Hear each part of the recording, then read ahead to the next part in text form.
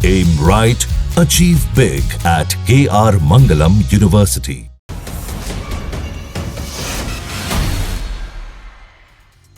आइए अब देखते हैं यूपी की 20 बड़ी खबरें यूपी 2020 में। प्रतापगढ़ में बंद सरकारी स्कूल में पीडीए पाठशाला चलाने वाले सपा विधायक के खिलाफ एफआईआर, हेडमास्टर को किया गया सस्पेंड। यूपी के डिप्टी सीएम केशव प्रसाद मौर्य का सपा पर निशाना, कहा कि सपा की साइकिल फेक वोट के आधार पर चलती थी, अब यह भविष्य में पंचर होगी। लखनऊ में बीजेपी की बैठक, सीएम योगी की अपील, 15 अगस्त अवसर पर लोग अपने घरों पर फहराएंगे तिरंगा। ड्रोन की दहशत के बीच यूपी में बिना इजाजत के ड्रोन उड़ाने पर पूरी तरह से पाबंदी, ड्रोन से दहशत फैलाने वालों पर गैंगस्टर एक्ट लगेगा। सीएम योगी बोले, अफवाह फैलाने या फिर डर पैदा करने की कोशिश बर्दाश्त नहीं की जाएगी, ऐसे लोगों से सख्ती से निपटा जाएगा और जरूरत पड़ने पर एनएसए भी लगेगा। सख्ती के बाद भी अलीगढ़ में दिखा ड्रोन, अकबराबाद इलाके में रात के वक्त ड्रोन उड़ता देखा गया, गांव में दहशत, लोग घरों के बाहर निकले। यूपी के मुजफ्फरनगर में पुलिस का फ्लैग मार्च, पुलिस की लोगों से अपील है, ड्रोन दिखने पर तुरंत सूचित करें, अफवाह फैलाने वालों पर एक्शन होगा। बागपत में ड्रोन की अफवाह फैलाने वालों पर एक्शन, 2 थाना क्षेत्र में 15 लोग गिरफ्तार, दहशत पैदा करने के लिए सोशल मीडिया पर फैला रहे थे अफवाह। हापुड़ में 20,000 की इनामी महिला बदमाश ने पुलिस को दौड़ाया, करीब 1 किलोमीटर दौड़ी पुलिस, इनामी महिला बदमाश फरार हुई, साथी गिरफ्तार। हापुड़ में एक ही परिवार के 2 पक्ष आपस में भिड़े, छज्जे के निर्माण को लेकर लाठी डंडे चले, लड़ाई में महिलाएं भी शामिल, 2 लोग हिरासत में। मऊ के पवनी गांव में चंगाई सभा के बहाने धर्मांतरण का खेल, बजरंग दल के आरोप के बाद चर्च के पादरी समेत 2 लोग गिरफ्तार किए गए, मौके पर सैकड़ों महिलाएं मिली। हापुड़ में नाबालिग साले से कुकर्म के आरोप में मौलाना गिरफ्तार, बच्चे की संदिग्ध मौत के बाद खुलासा, पोस्टमार्टम रिपोर्ट में दरिंदगी की बात। यूपी के हजारों युवाओं को नौकरी की सौगात, सीएम योगी ने यूपी पुलिस टेलीकॉम विभाग में चयनित 1494 नौजवानों को नियुक्ति पत्र दिए। सीएम योगी का सपा पर बड़ा हमला, कहा कि पहले एक एक भर्ती पर लगती थी बोली, हर भर्ती में भाई भतीजावाद और भ्रष्टाचार का बोलबाला था, अब युवाओं के लिए मौका। प्रयागराज में जल भराव को लेकर अखिलेश का तंज, कहा कि भ्रष्टाचार के गहरे गड्ढे में भरा पानी बीजेपी के घोटाले के गोरखधंधे का भांडाफोड़ करा है। अयोध्या में राम मंदिर का काम फाइनल फेज में, कंस्ट्रक्शन कमेटी के चेयरमैन ने दी जानकारी। यूपी के चित्रकूट में सड़क पर दिखा बाघ, वन विभाग ने लोगों को सतर्क रहने के लिए कहा। सावन के अंतिम सोमवार को काशी विश्वनाथ मंदिर में उमड़ा भक्तों का सैलाब, सुबह के वक्त की गई विशेष मंगला आरती। अब देखिए बिहार की 20 बड़ी खबरें बिहार 2020 में। जमीन के बदले नौकरी के मामले में आज दिल्ली के राउज एवेन्यू कोर्ट में होगी सुनवाई। आरजेडी प्रमुख लालू प्रसाद यादव, उनके परिवार के खिलाफ आरोप तय किए जाने पर बहस होगी। चुनाव आयोग ने आरजेडी नेता तेजस्वी यादव को जारी किया नोटिस, 2 वोटर आई कार्ड के संबंध में मांगा जवाब। चुनाव आयोग ने तेजस्वी को दूसरे एपिक नंबर वाला कार्ड को सौंपने के लिए कहा, दोनों एपिक नंबर की जांच होगी। तेजस्वी यादव ने 2 एपिक नंबर पर बवाल, बीजेपी सांसद संबित पात्रा का सवाल पूछा, तेजस्वी के पास 2 एपिक नंबर कैसे?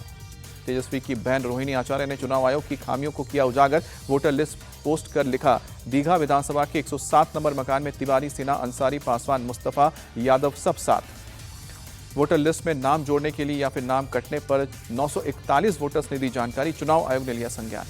कांग्रेस नेता राशिद अल्वी बोले, एसआईआर भारत के लोकतंत्र का खात्मा है, इसके लिए चुनाव आयोग और सरकार दोषी है। कांग्रेस नेता पी चिदंबरम बोले, चुनाव आयोग अपनी शक्तियों का दुरुपयोग कर रहा है, इसके खिलाफ राजनीति और कानूनी लड़ाई लड़नी होगी। विपक्ष दलों को बीजेपी सांसद गुलाम अली खटाना की सलाह, एसआईआर को लेकर सिर्फ आरोप लगाने से क्या होगा, चुनाव आयोग को सबूत के साथ बताएं। जनसुराज चीफ प्रशांत किशोर बोले, चुनाव आयोग ने वोटर्स के नाम काटे हैं, इसमें कोई शक नहीं है, लेकिन जितने नाम हैं वो एनडीए को हराने के लिए काफी हैं। प्रशांत किशोर का राहुल गांधी पर अटैक, बोले कि चाहे जितनी यात्रा कर लें कोई फायदा नहीं होगा, जनता सब समझती है। केंद्रीय मंत्री गिरिराज सिंह ने राहुल गांधी को पाकिस्तान का पोस्टर बॉय बताया, कहा कि वो दुश्मन देश की भाषा बोलने में लगे हैं। केंद्रीय मंत्री गिरिराज सिंह का दावा, नीतीश कुमार के नेतृत्व में बिहार में फिर से एनडीए की सरकार बनेगी। चुनाव से पहले बिहार कांग्रेस को लगा झटका, कार्यकारी प्रदेश अध्यक्ष अशोक कुमार राम जेडीयू में शामिल हुए।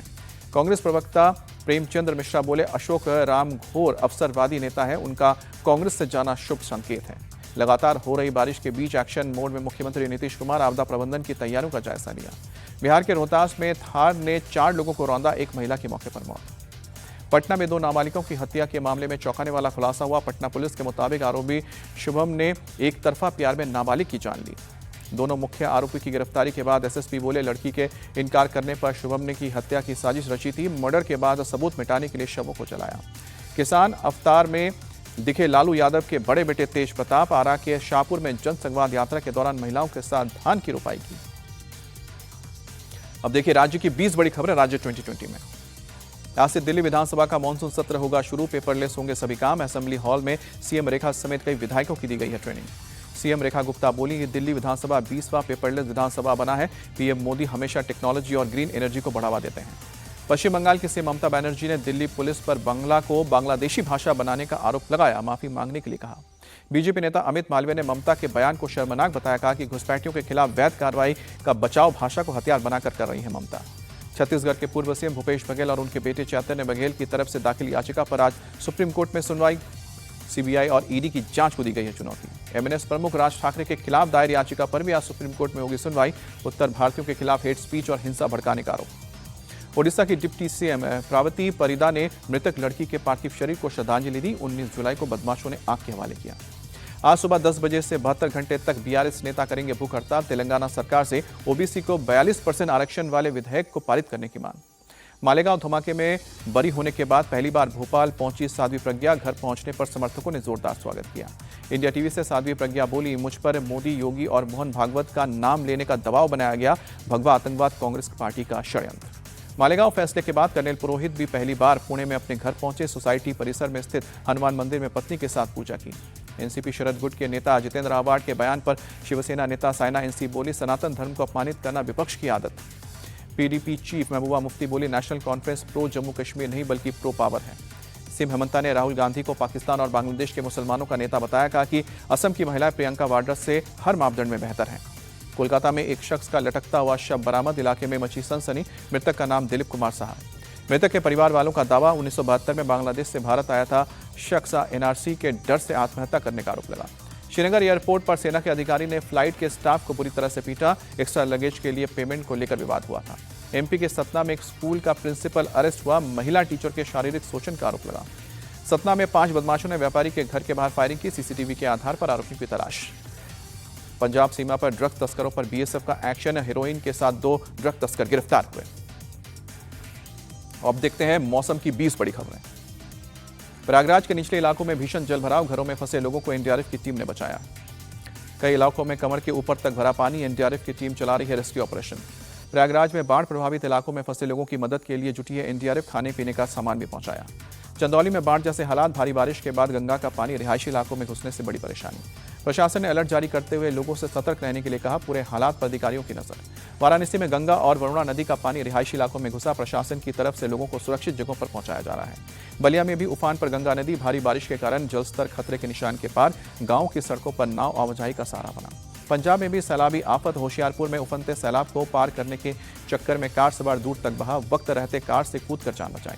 मोहाली के जीरकपुर में आफत की बारिश। कई इलाकों में जलभराव से लोग परेशान। सड़कों पर पानी लगने से गाड़ियों की थमी रफ्तार। लोगों को आवाजाही में भी हुई मुश्किल। पटना में गंगा नदी का जलस्तर बढ़ने से कृष्णा घाट जलमग्न। लगातार बारिश के बाद बिगड़े हालात। चारों तरफ नजर आया पानी ही पानी। लोगों को घाट से दूर रहने के लिए कहा गया। पटना में लगातार बारिश के बाद डबल डेक फ्लाईओवर का एक हिस्सा धंसा। 422 करोड़ रुपए की लागत से बने फ्लाईओवर का उद्घाटन इसी साल 11 जून को हुआ था। बंगाल के पश्चिम मिदनापुर में घाटाल इलाके में भारी बारिश। बाढ़ आने से घर और स्कूल में पानी घुसा। यूपी के बाराबंकी में बरसात के चलते घर में फैला करंट। चपेट में आने से 2 की मौत। हिमाचल प्रदेश के कांगड़ा में लैंडस्लाइड। पहाड़ों के से चट्टान गिरने से सड़क पर बाधित हुआ। बड़े बड़े पत्थरों के चलते आवाजाही रुकी।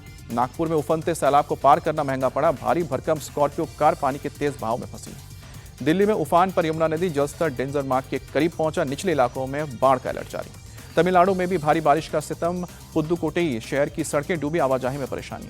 एमपी के रायसेन में बाढ़ प्रभावित इलाकों में से मिले जाकर कृषि मंत्री शिवराज सिंह चौहान कहा कि किसानों को फसल और जिनकी प्रॉपर्टी का नुकसान हुआ है उसे सरकार मुआवजा देगी।